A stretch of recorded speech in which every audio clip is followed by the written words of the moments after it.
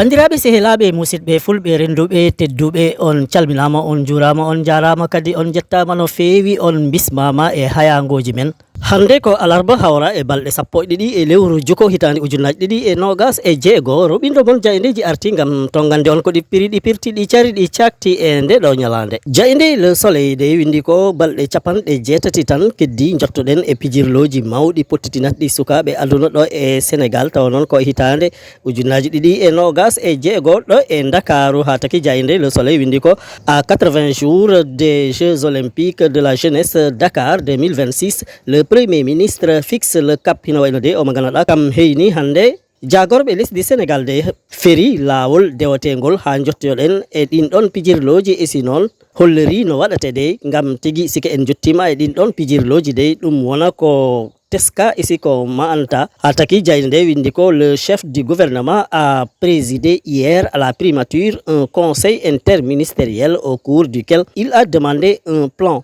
concerté de mobilisation sociale et communautaire inclusif et cohérent kam on mo ganduɗa de kam woni premier ministre woni keyniɗo jagorɓe lesdi Sénégal de heynima batu mawɗo mo ganduɗa de kam mo fottitini kala joguiɗo jagorgal e nder Sénégal de woni ministre uji toon to primature de sabo mo hen kala wi ɗum ko foti ko wat e si noon holli ɗum ɗo rewata ha tigui tigui foof en mbawa jille e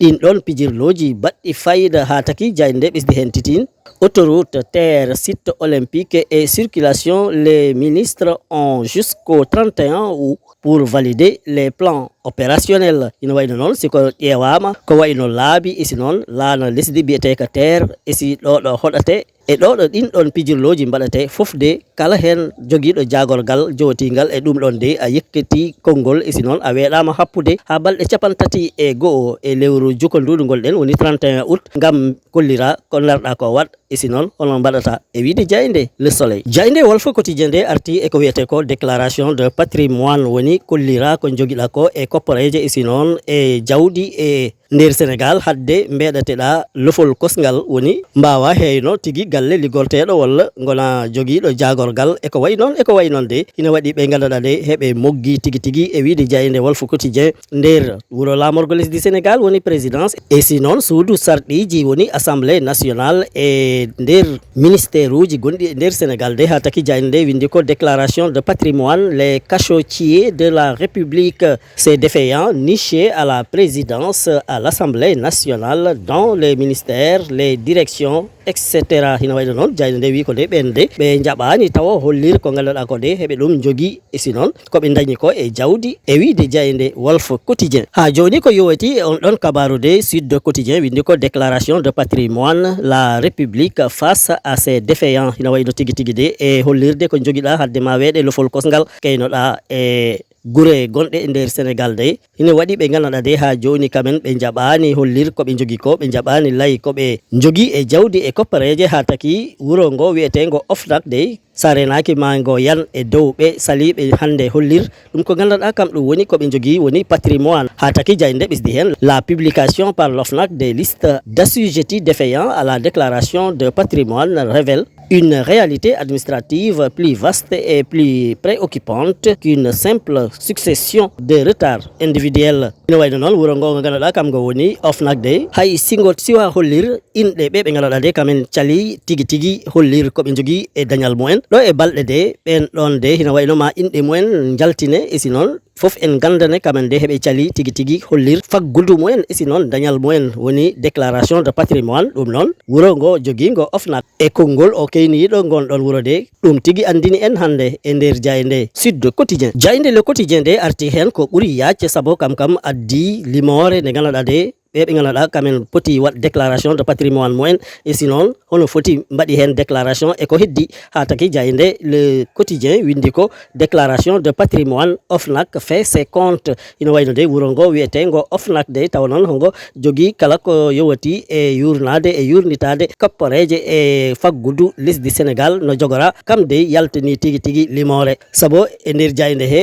gonɗon wuro wiyete ngo OFNAC de wi ko 1695 déclarants sur 3023 assujettis, 9 défaillants entre la présidence et l'Assemblée nationale hino wayno de ko tolnoto e ujunere e temedde jeego e capanɗe jeenayi e jowi kamen de ɓe kolleri ko ɓe dañi e faggudu mumen e jogogal mumen isi noon e jawdi mumen tawa noon ɓe ganduɗa de kamen foof siɓe limama heɓe poti hollir ɗum ɗon koɓe jogui de heɓe tolni e ujunnaji tati e nogas e tati ina wayno noon jayne nde wi ko tolnoto e jeenayode ɓe ganduɗa kamen ha joni ɓe jaɓani ɓe jaɓani hollir isi noon ɓe jaɓani lay ko ɓe jogui ɗum noon ina wayno ɓen ɗon jeenayo de ɓe goni ko présidence woni wuro lamorgo lesdi Sénégal isi noon assemblée nationale woni suudu sarɗiji e wiide jayinde le quotidien jayinde le yoryorde article e koppareje biyeteɗe fonds secret e fonds spéciaux de hina wayno tigi tigi wot koppareje kewɗe ɗe ganduɗa de eɗe liggore e nder Sénégal tawa noon heɗe goni e wuro lamorgo lesdi Sénégal tawa noon jande lamdi ko hono ɗum fotno hanki e si hono ɗum foti hande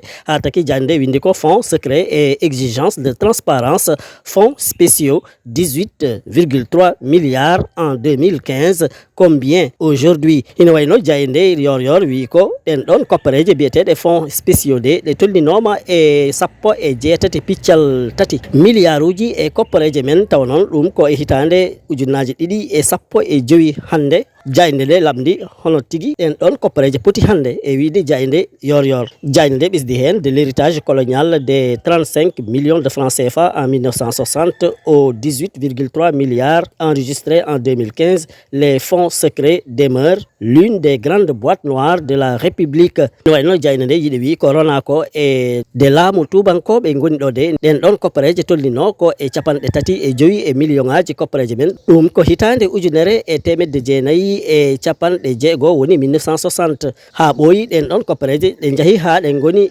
18,3 milliards ɗum noon ko hitande ujunaji ɗiɗi e sappo e joyi tawa noon e nden hitande heɗe tolnino e sappo e jeetati piccal tati milliard uji e wiide jayinde yor ha joni jayinde wi ko kala ko ɓuuri niɓɓu kala ko waasi ande e nder Sénégal de hina jilla e ɗen ɗon koppareje ɗe ganduɗa de ko laamu tigi tigi jogotoɗe e wiide jayinde yor jayinde la libération de article e ɓe nayo ɓe ganduɗa de ɓe jaggama toon to commissariat mbo Ndamatu ɓen noon tigi tigi de ɓe ɓuratno doole kurko debbo biyeteɗo be Diagne ɓe uddi ɗum e nder bâtiment mbo hantaki de ɓe lelode mum kamen jowo foof kantinɗo kala weeɗa oya ha taki jayinde nde windi ko 4 parmi les mises en cause arrêtées par le commissariat de Ndamatu be Diagne séquestrés en pleine nuit et violés tour à tour par 5 individus hina wayno ɗo ɓen ɗon jawode de ɓe potti e be Diagne tawa hombo woni de e sagata mum heɓe jahdo e jemma de nden tigi ɓe tigi jaasi e hoƴƴudu mum ɓe payini ɗum ɓe naɓi ɗum e on ɗon bâtiment mbo hantaki hanti noon mbo kala si lelode mum si hantini weeɗa goɗɗo o ha kamen foof jowo ɓe kantini ɗum noon ɗum waɗi toon to legal biyetegal ñaari pneu e si noon deɓe lelotta mum e wiide jayinde la libération heɓe ƴettuno téléphone aji mumen heɓe mbaɗa filmé tawa noon kamen foof heɓe mbaɗi ɓalli ɓoli de tefa ngo waɗi de police mbo Ndamatu de tigi tigi e ballal o mo ganduɗa kam woni on kurko debbo baɗaɗo on bole de taki ɓen waɗɓe ɗum ɗon foof ɓe jagga hina hen jilla biyeteɗo Diaga Dieng goɗɗo jillaɗo hen ko Baye Zal Thiam goɗɗo homo hen jilla wiyete ko Baye Modou Ndong e goɗɗo mo ganduɗa de hombo wiye Serigne Modou Gueye kamen foof noon ɓe nanggama e wiide jayinde la libération gasnirten ko coftal ɓalli saabu jayinde Rewmi Quotidien Sport Plus windi ko courtisé par Al Hilal Iliman Ndiaye préfère la Premier League à la Saudi Pro League hina wayno de o mo ganduɗa ka woni Iliman Ndiaye ɓurɗo heɓtine e fukko kosguel nder keppu gendi Sénégal woni équipe nationale de kam suɓima heddade e Premier League hina wayno noon ɗum ko Angleterre ɗum woni e wiide jayinde Rewmi Quotidien Sport Plus bandiraɓe sehilaɓe ɗum wondo seeɗa e komin gaddanno on e ko jayindeji ɗi dawi ko tongu hande tottodiren aadi ha sanga goɗɗo so weeli Allah joom baɗe e bawɗe o